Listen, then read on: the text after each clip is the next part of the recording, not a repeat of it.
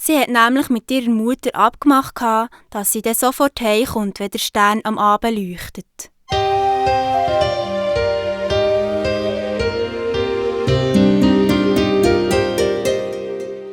Am nächsten Tag ist die kleine Maus gerade sofort wieder zur Mohnblume gegangen, wo sie rausgehen durfte. Und den ganzen Tag war sie ein bisschen in der Nähe der Blume. Vielleicht hat die kleine Maus schon ein bisschen gespürt, dass sie den roten Kater eines Tages wird treffen. In der Nähe der Blume hat sich die kleine Maus ein bisschen sicherer gefühlt. Und von dort aus hat sie nämlich auch ganz schnell ins Mauseloch schlüpfen. Sie haben ein bisschen zusammen gespielt. Mit ihren flinken Vorderbeinen hat sie ein leeres Schneckenloch herumgeschubst, gängig ringsherum vor roten Blumen. Und dann ist der Kater gekommen. Mit einem Satz ist der Kater aus dem Kornfeld rausgekumpelt und hat sich vor der kleinen Maus aufgestellt. Mit grasgrünen Augen und spitzen Ohren hat er das Müsli von Kopf bis Schwänzli gemustert. Die kleine Maus hat ihr Häschen gespürt poppern wie noch nie, obwohl die Mohnblume neben ihr gestanden und das Mauseloch auch nicht weit weg war. Es war wahrhaftig nicht einfach, die Begegnung kaltblütig zu meistern.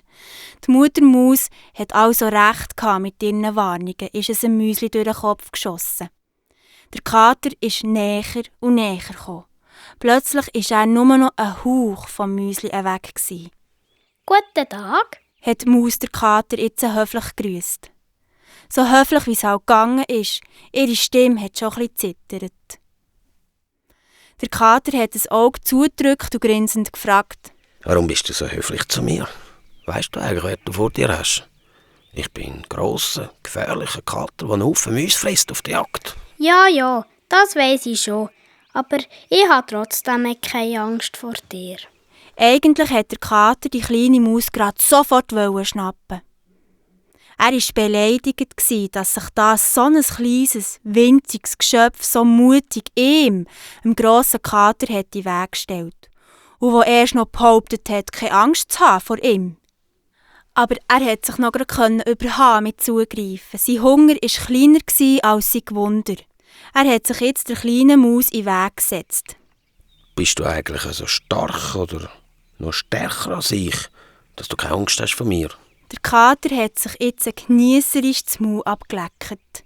«Oh nein, ich bin nicht stark. Ich bin nur lieb und das ist viel mehr wert.» Hat der Kater gemacht, um ein bisschen Zeit zu schinden.